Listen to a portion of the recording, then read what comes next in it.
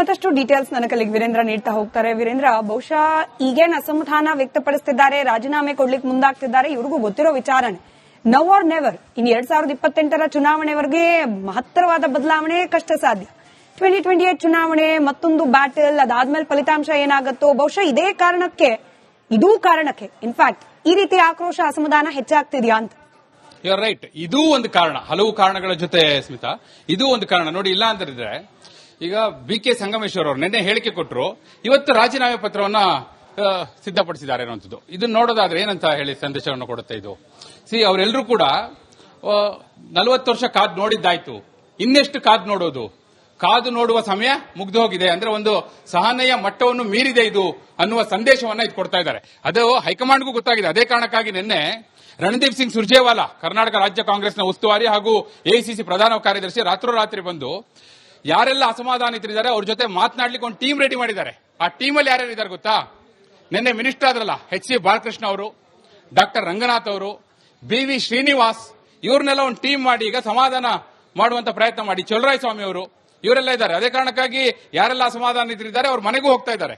ಈಗ BK ಸಂಗಮೇಶ್ವರ್ ಅವ್ರ ವಿಚಾರ ನೋಡೋದಾದ್ರೆ ಅವ್ರು ಹೇಳ್ತಿರೋದು ನೋಡಿ, 40 ವರ್ಷ ಆಯ್ತು ಇನ್ಯಾವಾಗ ಅಂತೇಳಿ. ಅವರು ಮತ್ತೊಂದು ಈಗ ಅಲ್ಲಿ ಏನ್ ಸಂದೇಶ ಅಂದ್ರೆ, ಮಧು ಬಂಗಾರಪ್ಪ ಕಳೆದ ಚುನಾವಣೆಯ ಹೊತ್ತಿನಲ್ಲಿ ಅಂದ್ರೆ 2023 ಚುನಾವಣೆಗೂ ಮೊದಲು ಕಾಂಗ್ರೆಸ್ಗೆ ಬಂದು 2ನೇ ಬಾರಿ ಸಚಿವರಾಗ್ತಾರೆ.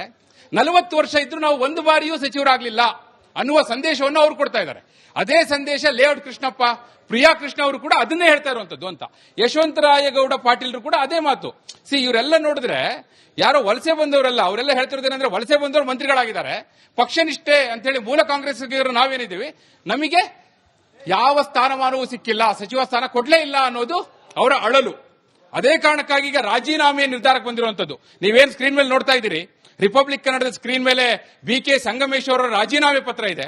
ಆ ರಾಜೀನಾಮೆ ಪತ್ರ ಅದು ಎಕ್ಸ್ಕ್ಲೂಸಿವ್ ಪ್ರತಿ ಇರುವಂತದ್ದು ರಿಪಬ್ಲಿಕ್ ಕನ್ನಡದ ಬಳಿ. ಆ ರಾಜೀನಾಮೆ ಪತ್ರದಲ್ಲೂ ಅದನ್ನೇ ಬರೆದಿದ್ದಾರೆ ಅವರು. ಕಾರಣ ಏನ್ ಕೊಟ್ಟಿದ್ದಾರೆ ಅಂದ್ರೆ, ಇದೇ ಕಾರಣವನ್ನ ಒಕ್ಕಣೆಯಲ್ಲಿ ಬರೆದಿದ್ದಾರೆ ಅಂತೇಳಿ. ಅಲ್ಲಿಗೆ ಅವರು ಏನ್ ಮೆಸೇಜ್ ಕನ್ವೆ ಮಾಡಬೇಕು ಅನ್ನೋದನ್ನ ತೀರ್ಮಾನ ಮಾಡಿಕೊಂಡೇ ಮೆಸೇಜ್ ಅನ್ನ ಕೊಡ್ತಾ ಇದ್ದಾರೆ ಅನ್ನೋದು ಬಹುಶಃ ಇದು ಆರಂಭ ಅನ್ಸಿದೆ. ಯಾಕಂದ್ರೆ ನಿನ್ನೆ ನೀವು ಗಮನಿಸಿದ್ರೆ ಯಶವಂತರಾಯಗೌಡ ಪಾಟೀಲ್ರು ಯಾವಾಗ ರಾಜೀನಾಮೆಯನ್ನು ಕೊಟ್ಟರು ಆಗ್ಲೇ ಶುರು ಆಗಿತ್ತು ರಾಜೀನಾಮೆ. ಈಗಲೂ ಕೂಡ TB ಜಯಚಂದ್ರ ಅವರ ನೇತೃತ್ವದಲ್ಲಿ ತುಮಕೂರಿನ ಶಾಸಕರೆಲ್ಲ ಒಂದು ಸಭೆಯನ್ನ ಮಾಡ್ತಾ ಇದ್ದಾರೆ. ಅವರು ತಮ್ಮ ತೀರ್ಮಾನವನ್ನು ಹೇಳುವವರಿದ್ದಾರೆ. ಇದರ ನಡುವೆ ಹೈಕಮಾಂಡ್ನ ಟೀಮ್ ಈಗ ಸಮಾಧಾನ ಮಾಡುವಂತಹ, ಮನವೊಲಿಸುವಂತಹ ಪ್ರಯತ್ನಕ್ಕೆ ಕೈ ಹಾಕಿದೆ. ಇದು ಎಷ್ಟರ ಮಟ್ಟಿಗೆ ಫಲ ಕೊಡುತ್ತೆ, we have to wait and see. Smita, ಈಗ ಹೈಕಮಾಂಡ್ ಕಡೆಯಿಂದ ಇದನ್ನ ಸರಿಪಡಿಸೋ ಪ್ರಯತ್ನಗಳಾಗತ್ತಾ ಅಥವಾ ಆಗಬೇಕಾ ಅಂತ? ಯಾಕಂದ್ರೆ ಈಗ ಅಸಮಾಧಾನ ಯಾವ ಲೆವೆಲ್ ಅಲ್ಲಿ ಅಂದ್ರೆ, ನಿನ್ನೆ ನಾವು ಗಮನಿಸಿದ್ವಿ DK ಶಿವಕುಮಾರ್ ಅವರ ಪ್ರತಿಕೃತಿ ದಹಿಸ್ತಿದ್ದಾರೆ, ಅವರ ಭಾವಚಿತ್ರಗಳನ್ನ ಇಟ್ಕೊಂಡು ಅದ್ರ ಮೇಲೆ ಆಕ್ರೋಶ ವ್ಯಕ್ತಪಡಿಸ್ತಾ ಇದ್ದಾರೆ. ಸೊ ಇದು ಲೋಕಲಿ ಸೆಟಲ್ ಡೌನ್ ಮಾಡ್ಕೊಳ್ಳಿಕ್ಕೆ ಸ್ವಲ್ಪ ಕಾಂಪ್ಲಿಕೇಟೆಡ್ ಇರೋದ್ರಿಂದ ಹೈಕಮಾಂಡ್ ಇದರಲ್ಲಿ ಎಂಟ್ರಿ ಆಗೋ ಸಾಧ್ಯತೆಗಳು ಎಷ್ಟಿದೆ ಅಂತ? ಆಲ್ರೆಡಿ ಎಂಟ್ರಿ ಆಗಿದೆ ಸ್ಮಿತಾ. ಇನ್ಫ್ಯಾಕ್ಟ್ ಹೇಳ್ಬೇಕಂದ್ರೆ ನಿನ್ನೆ ರಾತ್ರಿ ತಡರಾತ್ರಿ ನಿಮಗೆ ಗೊತ್ತಿರಲಿ, 1 ಗಂಟೆಗೆ, ಮಧ್ಯರಾತ್ರಿ 1 ಗಂಟೆಯಿಂದ 2 ಗಂಟೆಯವರೆಗೂ ಹಲವು ಅಸಮಾಧಾನಿತ ಶಾಸಕರ ಜೊತೆ HC Balakrishna, doctor Ranganath, Chaluvarayaswamy, BV Srinivas ಹಾಗೂ ಕೆಲವರ ಜೊತೆ ಸ್ವತಃ ಸುರ್ಜೇವಾಲಾ ಫೋನಲ್ಲಿ ಮಾತಾಡಿದ್ದಾರೆ. ಮಾತನಾಡ್ಬಿಟ್ಟು ಯಾವುದೇ ಕಾರಣಕ್ಕೂ ರಾಜೀನಾಮೆ ತೀರ್ಮಾನಕ್ಕೆ ಹೋಗಬೇಡಿ, ನಿಮ್ದೇನಿದ್ರು ಬಂದು ಮಾತಾಡಿ, 4 ಗೋಡೆಯ ನಡುವೆ ಮಾತಾಡೋಣ, ನಿಮ್ಮ ಭರವಸೆ ಏನಿದೆ ಈಡೇರಿಸೋಣ, ಆದ್ರೆ ಸಚಿವ ಸ್ಥಾನ ಬಿಟ್ಟು ಬೇರೆ ಏನ್ ಬೇಕಿದ್ರು ಕೇಳಿ ಅನ್ನುವಂತ ಮಾತನ್ನ ಕೂಡ ಹೇಳಿದ್ದಾರೆ. ಬಹುಶಃ ಅದಕ್ಕೆ ಒಪ್ಕೋತಾರ ಇವರೆಲ್ಲರೂ ಕೂಡ? ಅಟ್ಲೀಸ್ಟ್ ಈಗ ಏನು ಇದೊಂದು ಚೌಕಾಶಿ ರಾಜಕಾರಣ ಸ್ಮಿತಾ. ಈ ಚೌಕಾಶಿ ರಾಜಕಾರಣದಲ್ಲಿ ಏನಾದ್ರೂ ಇವರಿಗೆ ಬೇಕಾದನ್ನ ಕೊಟ್ಟು ಸಮಾಧಾನ ಮಾಡುವಂತಹ, ಮನವೊಲಿಸುವಂತಹ ಪ್ರಯತ್ನವನ್ನ ಮಾಡ್ತಾರಾ? ಹಾಗಾಯ್ತು ಅಂದ್ರೆ ಹೈಕಮಾಂಡ್ ಈಗಾಗಲೇ ಎಂಟ್ರಿ ಕೊಟ್ಟಿದೆ, ಅವರು ಪ್ರಯತ್ನವನ್ನ ಮಾಡ್ತಾ ಇದ್ದಾರೆ, ಅದು ಸಕ್ಸೀಡ್ ಆಗುತ್ತೆ. ಅದರ್ವೈಸ್ ಇವರಿಗೆ ಸಚಿವ ಸ್ಥಾನವನ್ನೂ ಕೊಡ್ಲಿಲ್ಲ, ಇವರು ಕೇಳಿದ ಬೇರೆ ಇತರೆ ಬೇಡಿಕೆಗಳನ್ನು ಈಡೇರಿಸಲಿಲ್ಲ ಅಂದ್ರೆ ಇದು ಯಾವ ತಾರಕಕ್ಕೆ ಬೇಕಾದ್ರೂ ಹೋಗ್ಬೋದು. ಬಹುಶಃ ಆಗ ಯಾರು ಕಂಟ್ರೋಲ್ ಮಾಡುವಂತ ಪರಿಸ್ಥಿತಿ ಇರೋದಿಲ್ಲ. ಯಾಕಂದ್ರೆ ನೋಡಿ, ಯಾರೆಲ್ಲ ಈಗ ಸಭೆಗಳನ್ನ ಮಾಡ್ತಾ ಇದ್ದಾರೆ, ಈಗಲೂ TB ಜಯಚಂದ್ರ ಅವರ ನೇತೃತ್ವದಲ್ಲಿ, ಅದು ಗುಬ್ಬಿ ವಾಸು ಅವರಾಗಿರ್ಬೋದು, ಷಡಕ್ಷರಿ ಅವರಾಗಿರ್ಬೋದು, ಇವರೆಲ್ಲರೂ ಕೂಡ ಒಂದು ಸಭೆಯನ್ನ ಮಾಡಿ ತೀರ್ಮಾನ ಮಾಡ್ತೀವಿ ಅಂತ ಹೇಳಿದ್ದಾರೆ. ಅದು ಯಾವಾಗ DK ಶಿವಕುಮಾರ್ ಅವರು ಯಾರೇ ರಾಜೀನಾಮೆ ಕೊಟ್ಟರು ನಾನು ಅಂಗೀಕಾರ ಮಾಡ್ತೀನಿ ಅಂತ ಎಚ್ಚರಿಕೆ ಕೊಟ್ಟ ನಂತರವೂ ಕೂಡ ಈ ಸಭೆಗಳು ನಡೀತಾ ಇದೆ ಅಂದ್ರೆ ಅಲ್ಲಿಗೆ ಅವರು ಯೋಚನೆ ಮಾಡ್ಕೋಬೇಕಾಗುತ್ತೆ, ಇದು ಯಾವ ಹಂತಕ್ಕೆ ಹೋಗಿದೆ, ಯಾವ ತಾರಕಕ್ಕೆ ಹೋಗಿದೆ, ಇದನ್ನ ಸಮಾಧಾನ ಮಾಡ್ಲಿಕ್ಕೆ ಸಾಧ್ಯವೇ ಇಲ್ವಾ ಅನ್ನೋದು. ಬಹುಶಃ ಅದೇ ನಿಟ್ಟಿನಲ್ಲಿ ಈಗ ಹೈಕಮಾಂಡ್ ಟೀಮ್, ನೀವು ಹೇಳಿದಂತೆ ಹೈಕಮಾಂಡ್ ಟೀಮ್ ಏನ್ ಎಂಟ್ರಿ ಆಗಿದೆ, ಅದು ಎಷ್ಟರ ಮಟ್ಟಿಗೆ ಸಕ್ಸೀಡ್ ಆಗುತ್ತೆ ಮನವೊಲಿಸುವಲ್ಲಿ, ಅದು ಬಹಳ ಮುಖ್ಯವಾದ ಪ್ರಶ್ನೆ ಸ್ಮಿತಾ.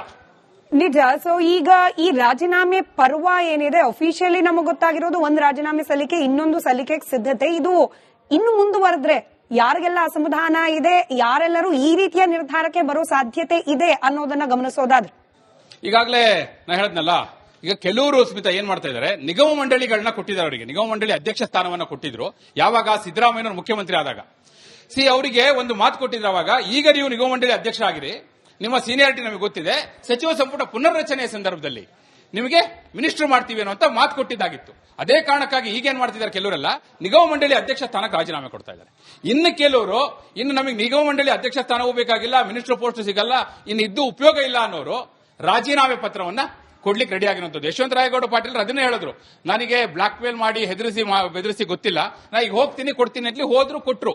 ಅಂದ್ರೆ ಅವ್ರು ಆ ಎಕ್ಸ್ಟೆಂಟ್ಗೆ ಹೋಗ್ಬಿಟ್ಟಿದ್ದಾರೆ. ಇನ್ನು ತಾಳ್ಮೆಗೆ ಇನ್ಯಾವ ಪರಿಧಿಯೂ ಇಲ್ಲ, ಇನ್ಯಾವ ಪರಿಧಿಯೂ ಉಳಿದಿಲ್ಲ. ಇದು ಕಟ್ಟ ಕಡೆಯ ಹೆಜ್ಜೆ ಅನ್ನುವ ರೀತಿಯಲ್ಲೇ ಸಂದೇಶವನ್ನ ರವಾನೆ ಮಾಡಿದ್ದಾಗಿತ್ತು ಅವರು ಅಂತಲಿ. ಬಹುಶಃ ಆ ದೃಷ್ಟಿಯಿಂದ ನೋಡೋದಾದ್ರೆ 2 ದಾರಿಗಳನ್ನ ಆಯ್ಕೆ ಮಾಡ್ಕೊಂಡಿದ್ದಾರೆ. ಕೆಲವರು ನಿಗಮ ಮಂಡಳಿ ಅಧ್ಯಕ್ಷ ಸ್ಥಾನಕ್ಕೆ ರಾಜೀನಾಮೆಯನ್ನು ಕೊಡೋದು, ಅವರು ಬಹುಶಃ 2028 ಚುನಾವಣೆ ಇರುವಂತದ್ದು, ಈಗ ಪಕ್ಷಾಂತರ ಮಾಡಿ ಯಾವ ಪ್ರಯೋಜನವೂ ಇಲ್ಲ, ಆ ಸಂದರ್ಭದಲ್ಲಿ ತೀರ್ಮಾನ ಮಾಡೋಣ, ಈಗ ಏನ್ ಸಂದೇಶ ಕೊಡೋಣ ಅದನ್ನ ಕೊಡೋಣ ಅನ್ನುವ ನಿಟ್ಟಿನಲ್ಲಿ ಆ ಹೆಜ್ಜೆಯನ್ನ ಇಟ್ಟಿದ್ದಾರೆ.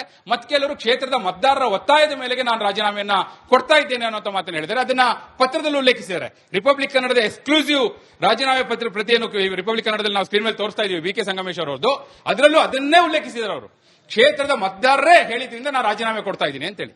ಬಹುಶಃ ಇದರಲ್ಲಿ ಕ್ರಿಸ್ಟಲ್ ಕ್ಲಿಯರ್ ಆಗಿದೆ ಅವರ ಮೆಸೇಜ್ ಏನು ಅನ್ನುವಂಥದ್ದು ಅಂತ. ಸ್ಮಿತಾ, ಧನ್ಯವಾದ ವೀರೇಂದ್ರ ಮಾಹಿತಿಗಾಗಿ.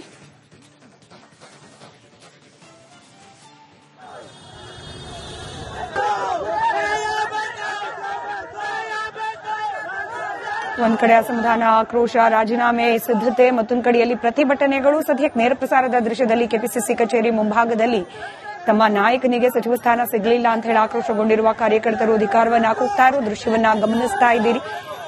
ಕಳೆದ ನಿನ್ನೆಯಿಂದ ಇನ್ಫ್ಯಾಕ್ಟ್ ಯಾವಾಗ ಅಧಿಕೃತವಾಗಿ ಪಟ್ಟಿ ಘೋಷಣೆ ಆಯಿತು ಅದಕ್ಕಿಂತ ಮುಂಚೆಯಿಂದಲೂ ಕೂಡ ಇಂಥ ಅನೇಕ ಪ್ರತಿಭಟನೆಗಳಿಗೆ ಕಾಂಗ್ರೆಸ್ ಪಕ್ಷ ಸಾಕ್ಷಿಯಾಗಿದೆ. ನನ್ನ ಕಲೀಗ್ ವೀರೇಂದ್ರ ಹೇಳ್ತಾ ಇದ್ದಾಗ ಈಗ ಆಲ್ರೆಡಿ ಹೈಕಮಾಂಡ್ ಕೂಡ ಅಸಮಾಧಾನಿತರ ಜೊತೆಯಲ್ಲಿ ಮಾತುಕತೆಯನ್ನ ನಡೆಸಿ ಅವರನ್ನ ಸಮಾಧಾನಕ್ಕೆ ತರುವ ಪ್ರಯತ್ನಕ್ಕೂ ಕೂಡ ಕೈ ಹಾಕಿರೋದ್ರಿಂದ ಡಿ.ಕೆ. ಶಿವಕುಮಾರ್ ಅವರ ಸಚಿವ ಸಂಪುಟ ಪರಿಪೂರ್ಣವಾದರೂ ಕೂಡ ಕೆಲಸ ಮಾಡೋದು ಸುಗಮ ಆಗುತ್ತಾ ಅನ್ನೋ ಏನ್ ಪ್ರಶ್ನೆ ಇದೆ. ಅದಕ್ಕೆ ಬಹುಶಃ ಹೈಕಮಾಂಡ್ ಸುಗಮ ಮಾಡಿಕೊಡೋ ಪ್ರಯತ್ನ ಮಾಡ್ತಾ ಇರೋ ರೀತಿಯಲ್ಲಿದೆ. ಬಟ್ ಇದು ಎಷ್ಟು ಸಮಯ ತೆಗೆದುಕೊಳ್ಳುತ್ತೆ, ಯಾವ ಹಂತಕ್ಕೆ ಹೋಗುತ್ತೆ ಈ ಆಕ್ರೋಶ ಅಸಮಾಧಾನ, ಇದನ್ನ ಕಾದು ನೋಡಬೇಕಾಗಿದೆ.